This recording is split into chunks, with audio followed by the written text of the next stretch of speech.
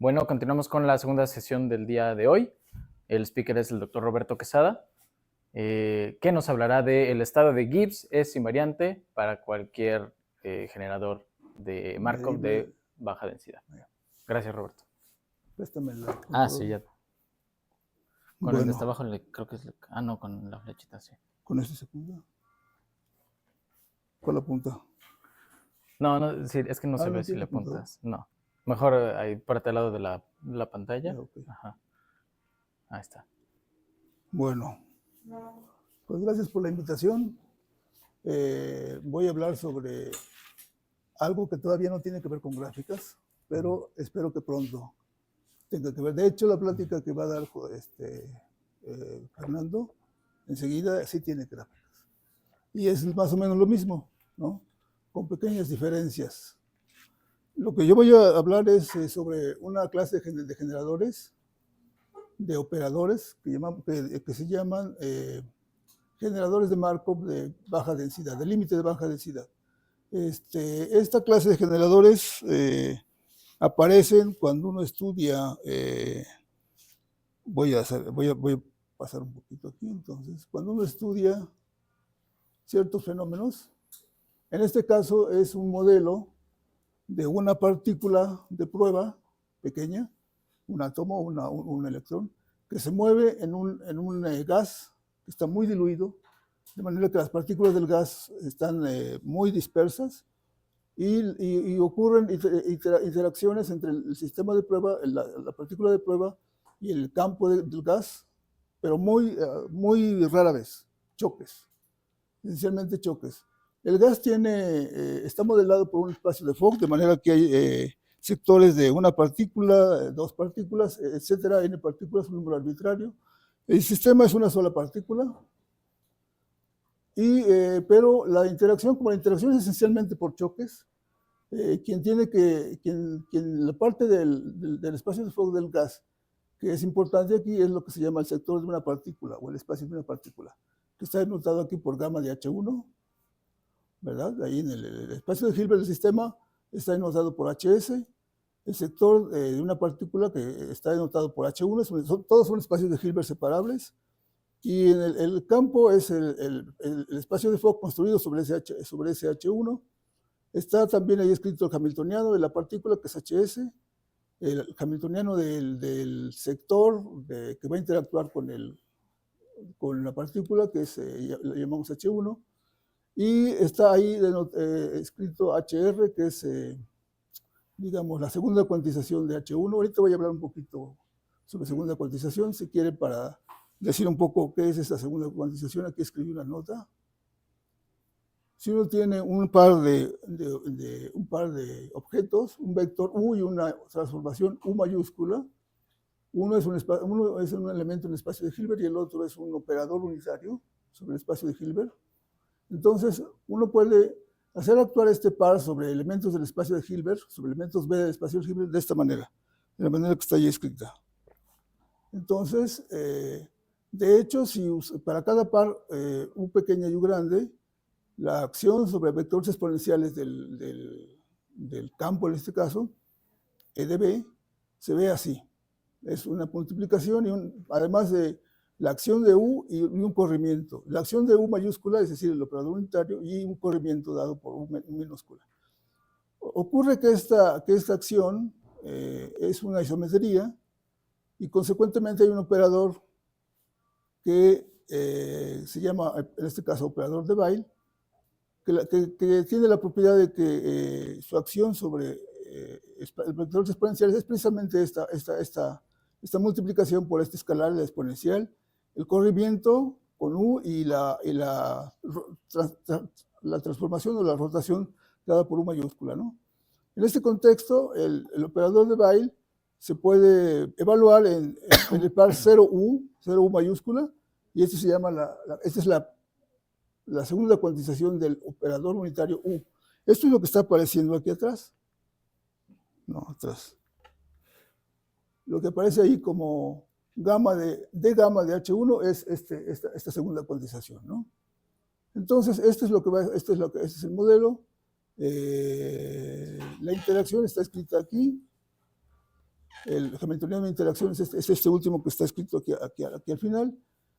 Y bueno, lo importante de aquí es que uno puede escribir la evolución para estados. Aquí Rho denota un estado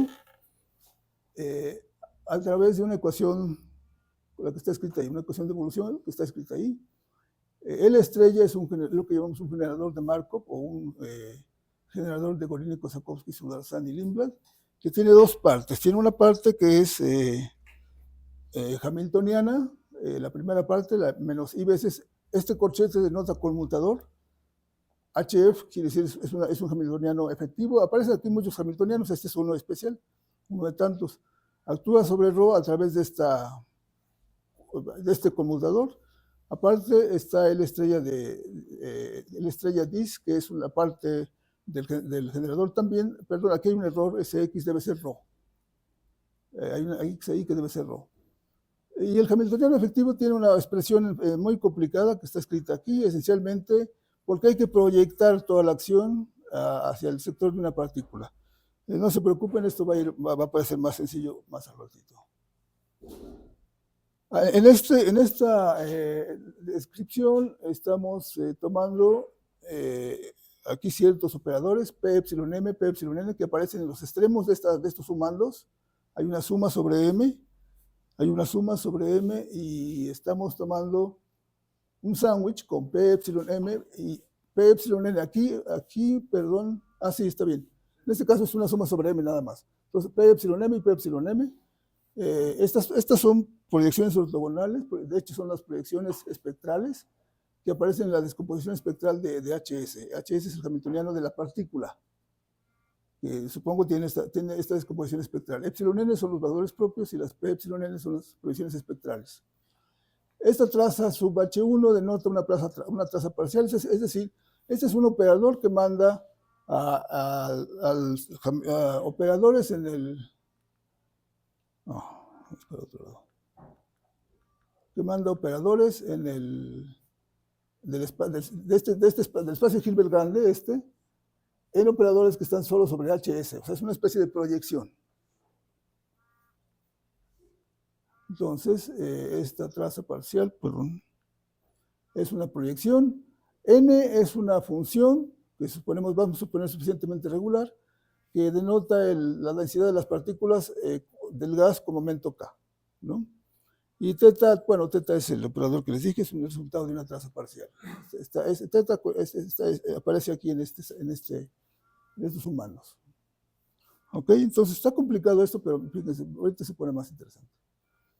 Vamos a suponer nosotros que el hamiltoniano de la partícula, el HS, tiene esta representación espectral, ya la había escrito antes, pero vamos a poner hipótesis adicionales. Vamos a suponer que los elementos, los vectores, los eigenvalores, es decir, los elementos del espectro de HS, los denoto por epsilon n, están asociados con ciertas bases de los rangos de las proyecciones espectrales. Voy a denotar por L o por L simplemente a una base ortogonal del rango de P epsilon n. De manera que la proyección espectral se puede escribir así, de esa manera. Vamos a tener que distinguir aquí también ciertos objetos que se llaman las frecuencias de Bohr. Estos también se llaman, estos elementos se llaman también los elementos frecuencias de Liouville o del espectro de Arveson. Y aquí lo importante es, el objeto importante en esta plática es lo que vamos a llamar un map de scattering, ¿no? Un mapeo de dispersión que lo denoto por phi t. Este phi t es una suma sobre omega. Omega son las frecuencias de Bohr, los elementos de este conjunto, que son diferencias de valores propios, ¿no? Pueden ser positivas, negativas o incluso cero. Y se suman sobre todo esas frecuencias y se suman contribuciones para phi de t que provienen de una t omega que está asociada con cada frecuencia, con un t que está asociado con cada frecuencia. Aquí el t omega está descrito de esta manera. Es un mapeo que manda operadores X en operadores X. Pero este operador puede ser singular. Le vamos a dar chance de que sea singular.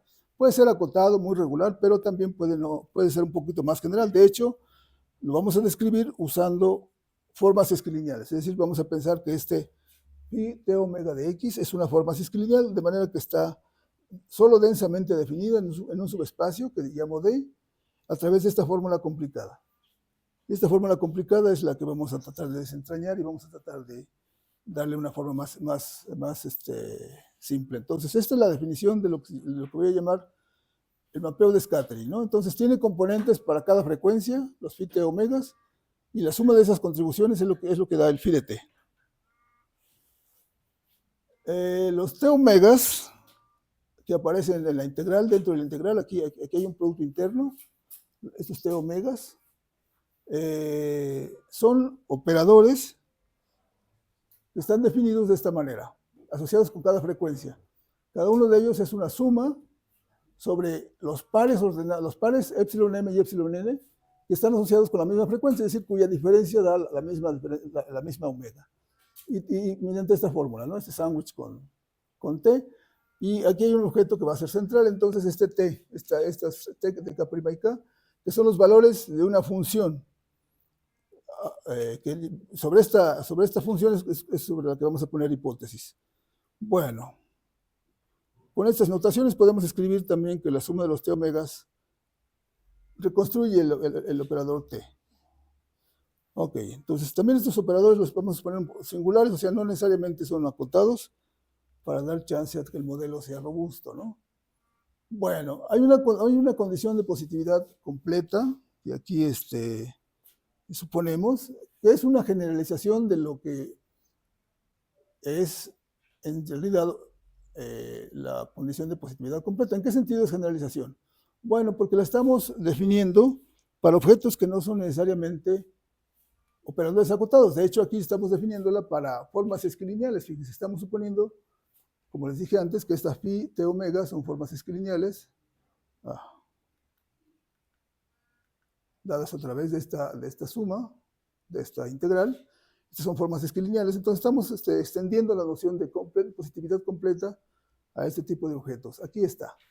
Esta definición que se ve ahí complicada, en realidad es una extensión, es decir, cuando uno la restringe al caso cuando estos phi t omega son operadores acotados, esto coincide con la condición de positividad completa usual. Entonces, es una extensión razonable. Bueno, ¿qué se ha hecho sobre estos operadores? Los empezamos a estudiar hace poco que decir unos 5 años, creo, y ahí hay cosas hechas.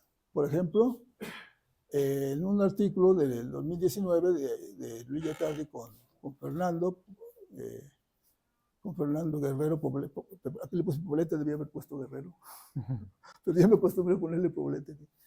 Bueno, estudiaron lo que se llama el caso genérico, ¿no? El caso genérico quiere decir que el automorfismo que está definido ahí, que actúa de esta manera, que es un semigrupo, que actúa como este sándwich que está ahí, ¿verdad?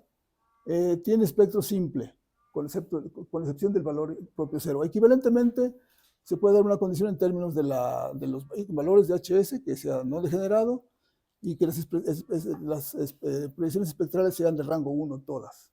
Es un caso muy simple, pero interesante en esta situación. Usaron esa condición y usaron la condición de balance detallado que es esta que está aquí, ¿verdad? Esta condición de aquí, donde los T son estos escalares y los TMN son estos elementos de matriz. Estos son los elementos de matriz del operador K'. Pues usando estas dos condiciones y algunas otras cosas más, estudiaron por primera vez este generador o este tipo de generadores y dieron algunas condiciones suficientes para la existencia de estados invariantes, ¿no? Esencialmente hubo que reducirse al caso de hamiltonianos, es decir, partículas que tienen un espacio de Hilbert finito dimensional, ¿no? Eso fue así. Después hay otro artículo en 2020 de estos autores en el que se extiende el estudio de estos generadores a lo que se llama el caso 2 genérico, ¿no? En donde ahora, en lugar de que haya un solo par asociado con cada frecuencia, suponemos que hay dos pares. Esto no es, esta es una condición relativamente sencillo, pero se necesitan varias condiciones técnicas adicionales para que esto quede bien definido. No los voy a describir porque es complicado, entonces esta es una vaga idea de lo que es el caso 2 genérico. Y las condiciones que usamos para encontrar estados invariantes son estas que están escritas ahí. Les recuerdo que estos TM-NM son elementos de matriz, los elementos de matriz que están escritos aquí. Estos de acá, los de la última línea.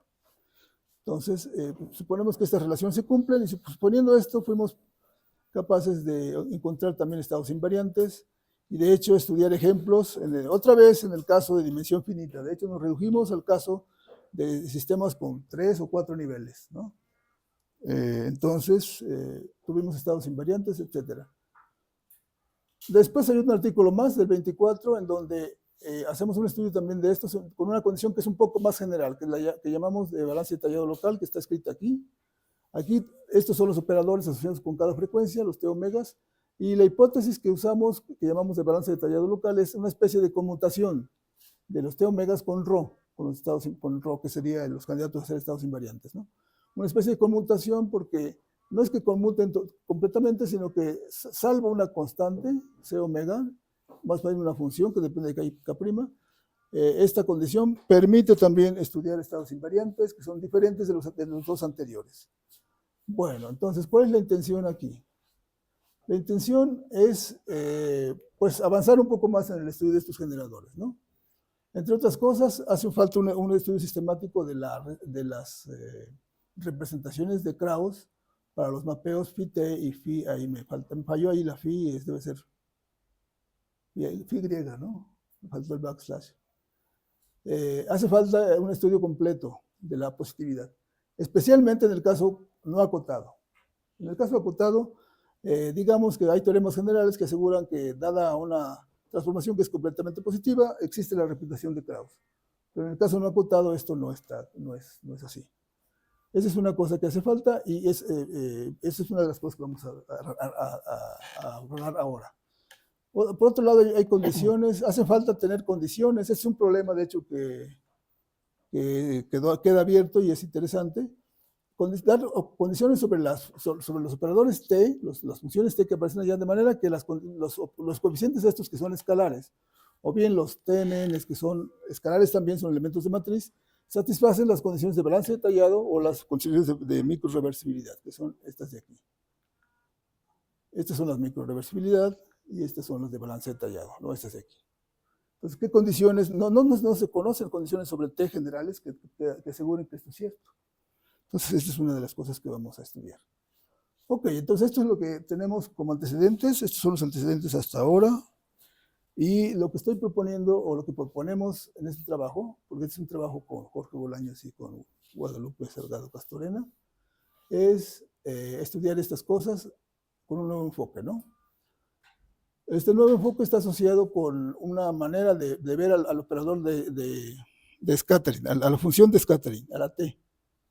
Esta función T es una función de RD y sus valores son operadores que pueden ser incluso no acotados. De hecho, hay que dar esa libertad para que el modelo sea robusto, ¿no? Entonces, esta función T determina completamente al phi-t. Entonces, las condiciones, es natural pensar que uno debe poner condiciones sobre esta T. ¿Qué condiciones? ¿De qué tipo? Bueno, aquí hay una propuesta, ¿no? Para que sea suficientemente general, podemos suponer que los valores de la T, que pueden ser posiblemente, operadores posiblemente no acotados, pues no son tan singulares, que no sean tan singulares los elementos del rango, sino que por lo menos, tengan un dominio común todos los elementos del rango. Claro, es una hipótesis fuerte, pero es natural. Suponer que existe un subconjunto D tal que todos los operadores del rango de T están definidos sobre ese D y que ese D es denso. Esto evita casos demasiado singulares, ¿no? Y no es tan restrictiva esta hipótesis. La segunda hipótesis es que la función nk es suficientemente regular de manera que la integral que aparece allá existe. Esta también es natural porque, bueno, lo mínimo que hay que pedir es que esta integral que define a todo esto, esta no, esta de aquí, la que está en la última línea, que es esta que existe, por lo menos. Entonces, suponemos que la nk es suficientemente regular para que eso ocurra. Eso también es natural, yo creo que no se puede pedir menos. Entonces, esas dos condiciones son las con las que vamos a marchar, ¿no? Ahora vamos a ver cómo puede uno obtener de manera relativamente fácil representaciones de Krauss para phi t y phi t omega. Ahora, representaciones de Krauss, ¿qué son representaciones de Krauss? Déjenme hablar un poquito de eso. Entonces, una representación de Krauss es una representación del estilo, a ver si tengo uno por aquí, de este estilo, del estilo de la ecuación 7, ¿no? Esta representación del estilo de esta ecuación 7 es típica para las transformaciones que son completamente positivas y normales. Pero no es claro que estas phis que acabo de definir, ¿verdad? Estas phis que introdujimos aquí tengan esa representación. Entonces, es importante ver condiciones para las cuales existen estas representaciones para estos operadores. Especialmente en el caso cuando los t's tienen valores no acotados. Especialmente en ese caso. En el caso acotado, uno puede aplicar teoremas generales, y demostrar que existen, aunque no tenga los L's explícitamente, existen esas representaciones de Krauss, y entonces puede marchar, puede ir a trabajar con cálculo de estados invariantes, etcétera, etcétera. Entonces, déjenme nada más otra vez enfatizar que esta representación, el tipo 7, existe para operador cuando el phi es acotado, pero en general, si phi no es acotado, no está definido por un operador acotado para cada x, entonces eso no está claro, no está claro que exista. Bueno, y estas representaciones son útiles cuando uno trabaja con el cálculo de estados invariantes, porque todo se reduce a imponer condiciones sobre los LJ, que son lo que se llaman operadores de Krauss, ¿no? Entonces,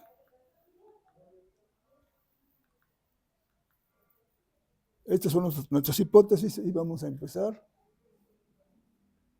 recordando ciertas definiciones. Recuerden que si tenemos un operador que actúa del álgebra de operadores acotados sobre HS en sí misma, esa es positiva. ¿Qué es positiva? Es decir, que manda elementos positivos en elementos positivos.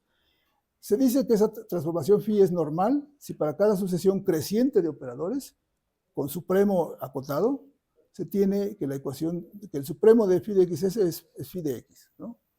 En cierto sentido, conmuta con el supremo, conmuta con la toma del supremo. Aquí hay ciertas condiciones que no voy a, sobre las cuales no voy a. Bueno, este conjunto voy a notar por CPNHS al conjunto de elementos que son completamente positivos, o sea, son como estas operaciones, como estas phis de ahí, como estas phis que aparecen en la definición, que además son completamente positivas y que son normales. O sea, el CP es por completamente positivo y la N es por normal. Entonces, este es un cono, de hecho es cerrado, este conjunto es cerrado bajo combinaciones lineales de elementos ahí, y entonces es un cono, vamos a llamarlo cono a partir de ahora. Le vamos a llamar el cono de transformaciones completamente positivas y normales. Bueno. Este cono se puede caracterizar, de hecho es el teorema de Krauss. El cono se caracteriza por precisamente las expansiones de Krauss, las representaciones de Krauss, dicen que si un elemento tiene una representación de Krauss como la que está en la ecuación 7, pertenece a CPN y viceversa. El recíproco es cierto también, ¿no? Entonces, todas son de ese tipo. Y nos gustaría trabajar con phis en este cono, precisamente. Entonces, adelante. Vamos a considerar primero un caso simple. El caso para cada kk', t de k y k' es un operador acotado. Es decir, vamos a pensar que la función t, la función que llamé de dispersión, aquella t que aparece por donde, esta t que aparece aquí en la hipótesis HA1, tiene ahora valores, no operadores acotados, sino operadores que sí son acotados, o sea, valores en HS, en vez de HS, perdón. O sea, este es un caso simple, pero interesante. Entonces, suponemos que los valores, entonces el conjunto de los valores de la función t, o sea, tiene el rango de la función t, está todo metido en VDHS, ¿no? Es decir, son todos operadores acotados sobre HS. Muy bien. Vamos a suponer además que esa T es fuertemente medible. En VHS hay muchas topologías, como saben, ¿no? Está la topología de operadores, la topología fuerte, la topología débil, la débil estrella, sigma estrella, sigma fuerte, etcétera. Varios de ellos son equivalentes, pero entonces cuando uno define medibilidad tiene que decir en qué topología. Aquí vamos a suponer que es fuertemente medible. En realidad parece que todas las medibilidades, o sea, la condición de medibilidad, es equivalente en todas las topologías y de hecho se puede definir como medibilidad en términos de las funciones, de los elementos de matriz del operador T. O sea que en realidad aquí se podría decir que es simplemente esta función T es medible, porque resulta que son equivalentes todos los conceptos, pero bueno, no nos preocupemos por eso. Suponemos que es fuertemente medible, es decir, medible en la topología fuerte. Y vamos a pensar en funciones simples entonces. Los ejemplos más simples de funciones medibles pues son las simples, ¿no? Valga la redundancia, son las simples. Entonces primero vamos a considerar funciones simples. Les recuerdo que vamos a suponer que una función simple es una función que tiene rango finito y es medible o Borel medible, ¿no? Entonces, fíjense que uno tiene inmediatamente representaciones de Krauss para phi t y phi t omega, en el caso cuando la t es una función simple. Si la t es una función simple, digamos, con esta representación, con esta que está aquí, suponemos que es canónica la representación, es decir, que los EJ son las imágenes inversas de los valores TJ, ¿verdad? Entonces, si tiene una función de este estilo, entonces, con una hipótesis adicional, que el conjunto de B omega, es decir, de valores propios cuya diferencia da omega, es finito. O sea, que no hay una infinidad de valores propios, de pares de valores propios que dan el mismo valor omega. Si ese es finito, entonces uno tiene lo siguiente. Primero, estas integrales, fíjense, son las integrales de la función nk sobre los elementos que aparecen, los medibles, que aparecen en la representación de t, de la función t. Resulta que estos son finitos, sí, son la hipótesis AH2, que les recuerdo cuál es. La hipótesis AH2 es una que dije que era natural, es esta, que la función es suficientemente regular para que la integral aquella exista. Entonces, esa hipótesis se reduce, en este caso, a la existencia de las integrales, de estas integrales sobre los elementos básicos, digamos, los medibles básicos de la función simple, ¿no? En ese caso, en el caso cuando estas funciones, estos t omegas, todos son finitos, es decir, cuando son integrables, ocurre que el map phi t omega es completamente positivo y tiene esta representación de Krauss, donde las L omega son estos precisamente, son casi los elementos que aparecen en los valores de la función simple, y bueno, esa es la representación de Krauss. Los t omega entonces están dados de esa manera. ¿De acuerdo? Entonces en ese caso es bien simple obtener una representación de Krauss, ¿verdad? Consecuentemente, como tenemos estas representaciones de Krauss, resulta que el map phi t omega es lineal, completamente positivo y normal. Es decir, es un elemento CPNLHS, o sea, de los que queremos. Bueno, la demostración es sencilla, hay que hacer las cuentas nada más. Hay por ahí unas integrales que hay que trabajar, pero... Bueno, ahora hay un lema muy útil que yo encontré por ahí en un libro de en una revista de topología, reciente, por cierto, esto es de 2019, algo así, que dice que si tienen ustedes una función que es fuertemente medible, de RD en VHS, el teorema es más general, yo lo escribí aquí en este contexto. Entonces, si tienen una función que es fuertemente medible, existe una sucesión de funciones simples que converge fuertemente hacia T, y este lema es el que vamos a usar. La convergencia es puntual sobre RD, en la topología fuerte, ¿no? Entonces, vamos a usar este lema. ¿Para qué? Para poder probar ese teorema. Supongan ahora que las hipótesis HA0 y HB se cumplen. ¿Cuáles son esas? Déjenme recordarlas. HB es que que los operadores son acotados todos, ¿no? Natural. Y la H0 no sé qué es, ¿cuál es esta?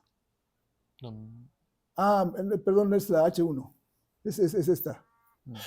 El HA2. Aquí apareció como, yo lo había puesto como 0, perdón, no lo cambié al final.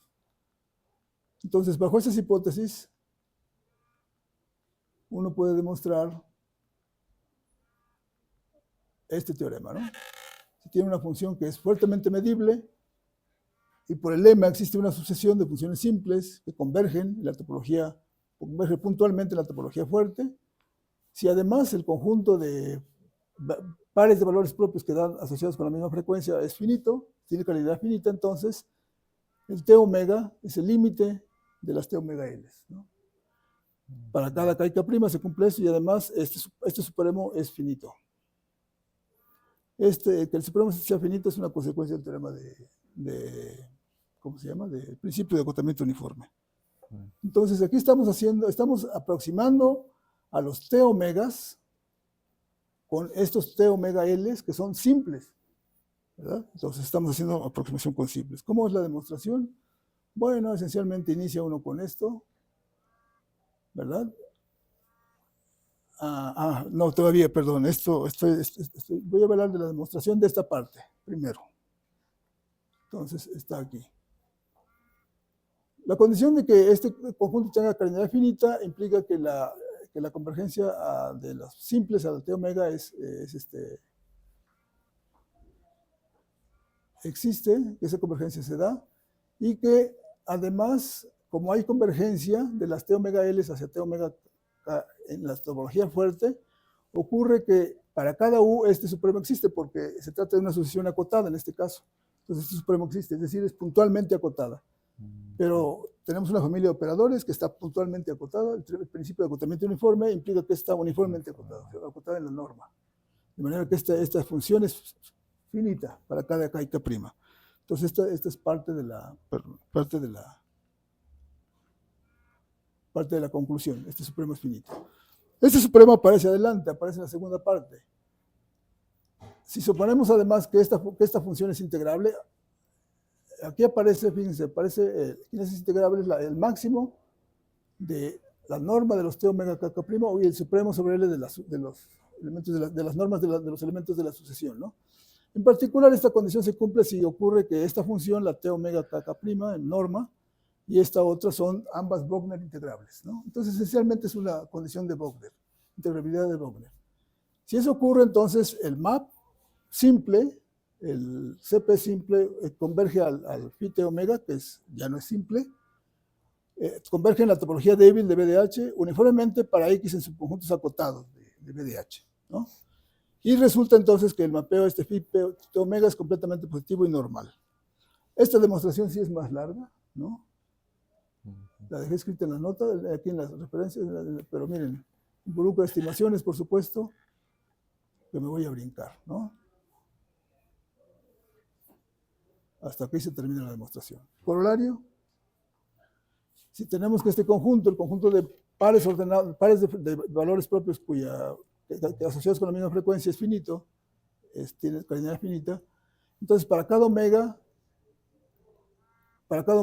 y T es una función que es fuertemente medible, de manera que la serie esa es convergente en la topología débil, entonces este mapeo, la suma de todos estos sobre omega, da el phi de T, resulta que es completamente positivo y normal.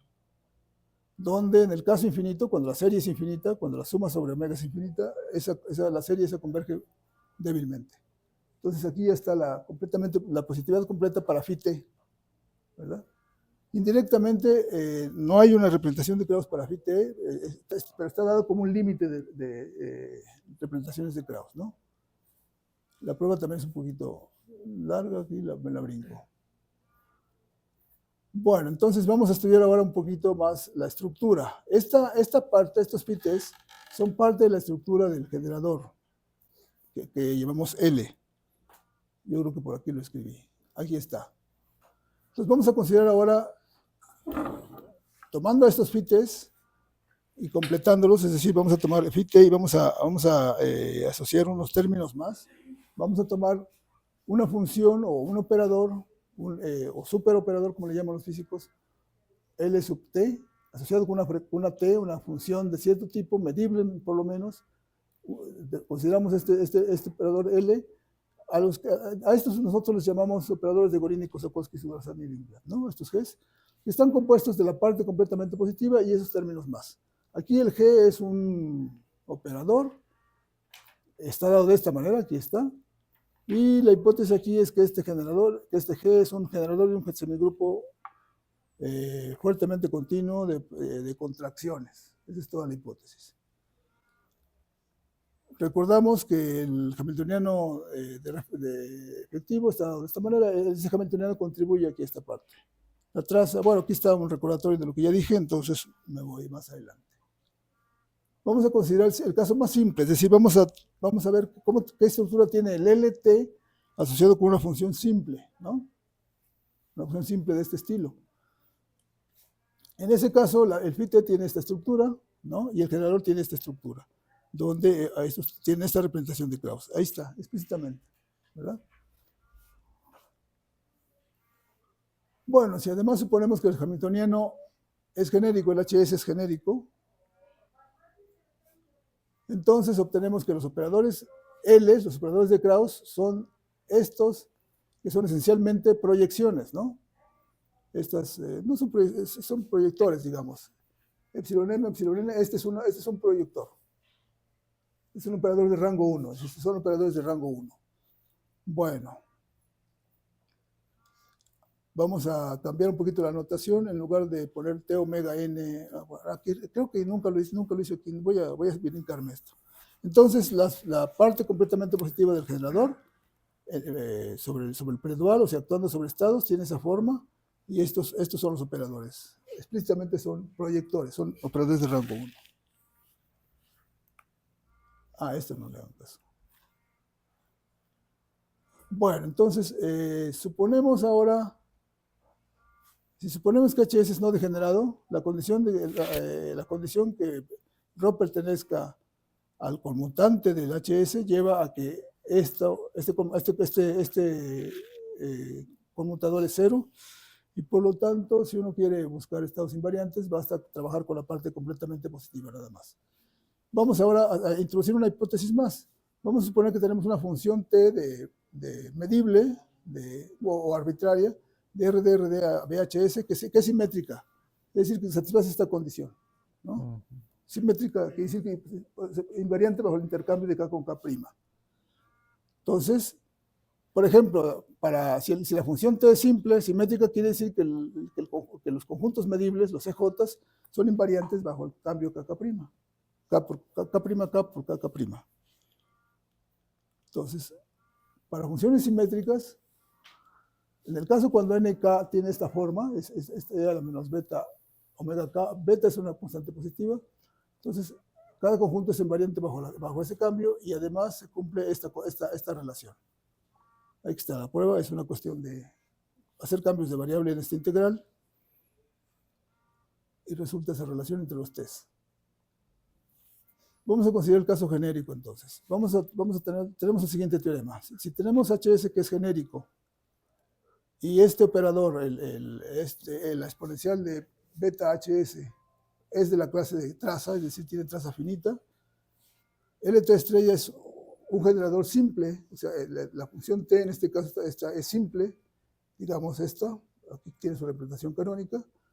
Si suponemos además que se cumple la condición 23, que es, déjeme ver si lo encuentro, 23, es la condición esta. Bueno, que el HF esencialmente es un múltiplo de las proyecciones espectrales. ¿El teta qué era? ¿El teta minúsculo? Teta es un operador que actúa sobre el espacio de una partícula. El que da la interacción esencialmente. Okay. Estamos suponiendo cierto tipo de interacciones.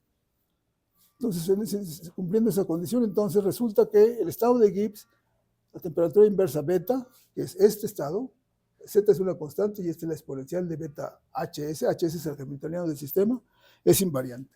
Este es el primer teorema general, digamos, ¿no? Para toda función simple, en estas condiciones, el estado de Gibbs es invariante. La demostración está aquí, es directo. Las hipótesis dicen que Rho pertenece al conmutante de HS y es de la clase de traza. Entonces, claramente satisface la condición, el Gibbs que satisface claramente esta condición, ¿no?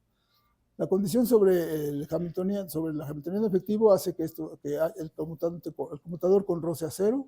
Entonces, esencialmente hay que estudiar la relación entre estos dos, la parte completamente positiva y phi de i. Entonces, si uno calcula, tiene esta relación, tiene estos resultados, y el generador se reduce entonces a esta diferencia, ¿verdad?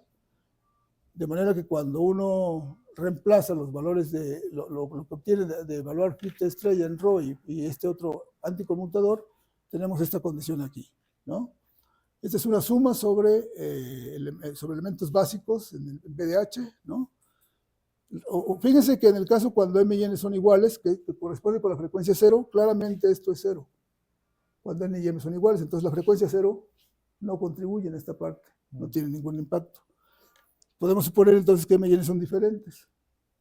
En ese caso, si además suponemos, y aquí están las condiciones que son suficientes para balance detallado, si suponemos que los valores de la función son acotados y autoadjuntos, entonces tenemos esta cadena de relaciones, y esa cadena de relaciones nos lleva a, después de trabajar un ratito, que se cumplen estas condiciones, que son las de balance detallado. Aparece una J porque aquí están puestas sobre cada EJ. Si sumamos sobre ellos, se quita la J, ¿no? Entonces, ocurre, aquí tiene una condición de balance detallado. Aquí hay una respuesta ya a la pregunta aquella de qué condiciones son suficientes para que se cumpla la condición de balance detallado. Ahí tienen. Funciones con valores autoadjuntos, ¿no? Bueno, como la función es simétrica, además, se tiene esta relación entre los ρm, acuérdense, esto es parte del lema de este lema, ¿verdad? Para funciones simétricas, esta relación se cumple entre los t's, ¿verdad? Entonces, aquí estamos usando la hipótesis de que la función es simétrica, entonces, ρm tiene esa relación con ρn. Y eso lleva a estos cálculos y nos lleva al estado de Gibbs, ¿no? Entonces, el estado de Gibbs es invariante para toda función, para todo generador de Gorínikoff-Sapkowski, Sudarsky y Lindblad que proviene de una función medible. No, de una función simple hasta ahorita. Una función simple. Bueno, lo natural es pensar que esto debe ser cierto para límites, cuando uno va al límite, ¿no? Estás deduciendo que es de Gibbs, ¿verdad? Que el estado invariante es de Gibbs, sí. El estado de Gibbs es invariante. Es al revés. Estoy dando el estado. O sea, ya está suponiendo la forma del estado. Sí, sí. Aunque también creo que sí solo sí esto, pero no examiné con cuidado esto todavía. Ok. Por lo menos en una dirección está. Corolario. Aquí puse dimensión finita porque no he examinado las cuentas para dimensión infinita con cuidado. Entonces, suponemos que HS es genérico, que el L es... ¿Qué hora es? Cuarto para las 2. Ah, bueno. Que el L es un generador de Gorínikoff-Sapkowski, Sudarsky y Lindblad que proviene de una T medible, ahora, no necesariamente simple, pero simétrica. Suponemos que la función T es simétrica. Como es medible, entonces por un lema anterior, ¿se acuerdan? Es límite fuerte de TNs, donde las TNs son simples. Las TNs son simples. Aquí cambié la notación, pero, no, está bien, los TNJ, le puse la N arriba para no tener tantos subíndices. Los TN son los TN con N arriba son los valores de la T, de la TN. Entonces suponemos que esos valores son operadores autoadjuntos. Suponemos además que la condición aquella para la NK se cumple, entonces el estado de Gibbs resulta invariante. Por lo menos en el caso de dimensión finita, pero creo que las cuentas pasan de manera más general. Entonces, ahí va la prueba, ¿no? Claramente el estado de Gibbs conmuta, es el conmutante de HS, conmuta con HS, porque, bueno, es una función de HS, esencialmente. Entonces, conmuta con el hamiltoniano efectivo, de manera que la primera parte de la... Ay, estoy para atrás. Es decir, la primera parte del generador. ¿Dónde está el generador? Ya se me perdió. Bueno, el generador se reduce entonces, otra vez aquí lo tengo escrito, el generador se reduce a esto que está escrito en la ecuación 32, a estudiar esta diferencia, pero ahora para T medible nada más. Entonces, vamos a considerar aquí lo que escribí en la ecuación 33. Basta demostrar eso es cero, ¿verdad? Basta demostrar que eso es cero. Entonces, tenemos, ya por otro lado, por otra parte, tenemos que los phi t omegas están aproximados por los phi t omega L's, ¿no? Que son simples, y la convergencia es en la topología débil. Entonces, usando eso y haciendo esta cuenta, ¿no? Uno obtiene que, bueno, ahí hay varios intercambios de límite con integrales o con sumas o con trazas. Aquí hay que usar teoremas de convergencia monótona dominada. No lo hice con cuidado, no examiné con cuidado el caso infinito, por eso en el caso finito, por lo menos, en donde todo se intercambia, esto es cierto. Esto vale, estas cuentas valen, y en efecto se cumple que esta traza es igual con la que se empieza. Teniendo la igualdad entre esas dos trazas, ¿verdad? Esto se cumple para todo x ahí me faltó una x por ahí.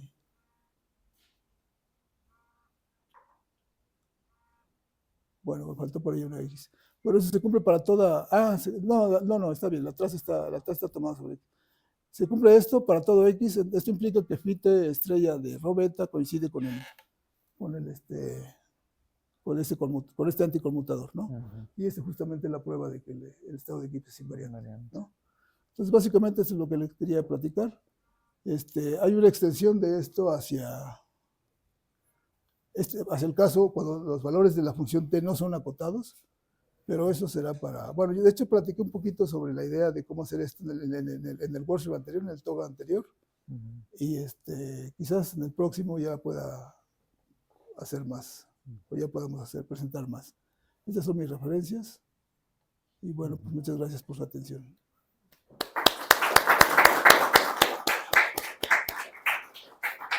Tenemos tiempo para algunas preguntas.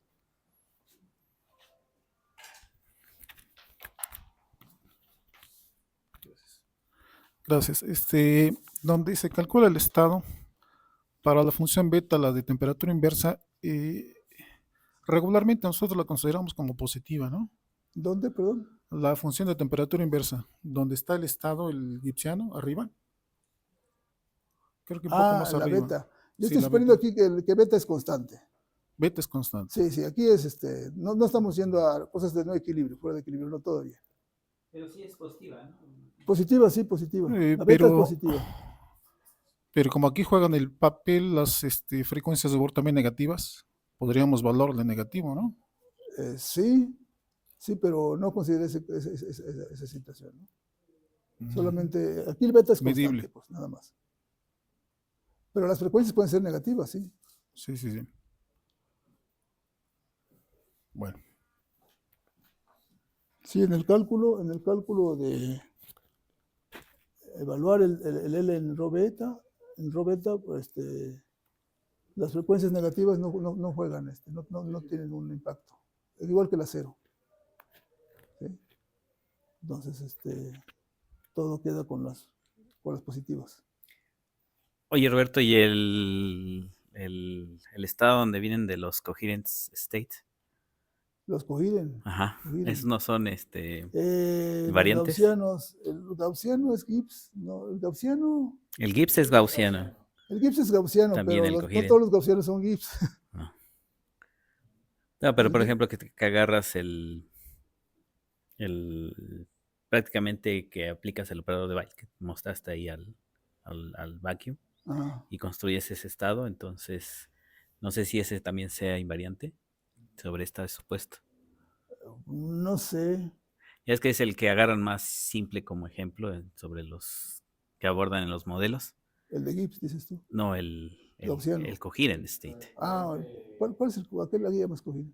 El del vacuum state. Ajá. El vacuum. Agarras el vacuum, es el más simple de todos, ¿no? Sí, es el vacuum sí. El vacuum también. El vacuum está metido aquí. Con beta igual a 0. Tienes el vacuum.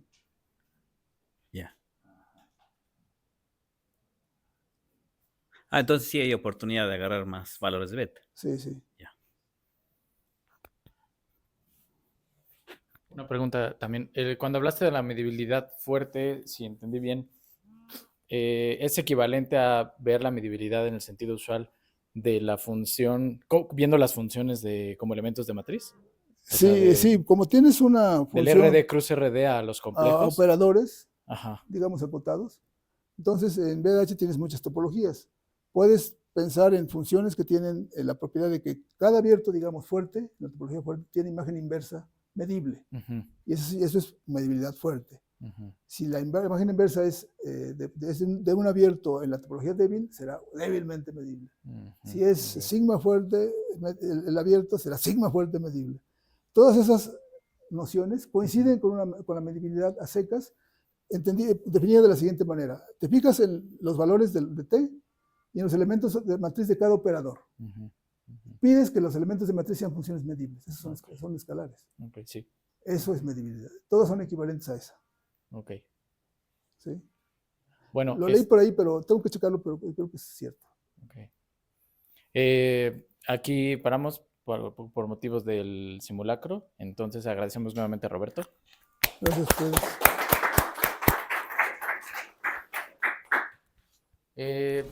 Indicó el jefe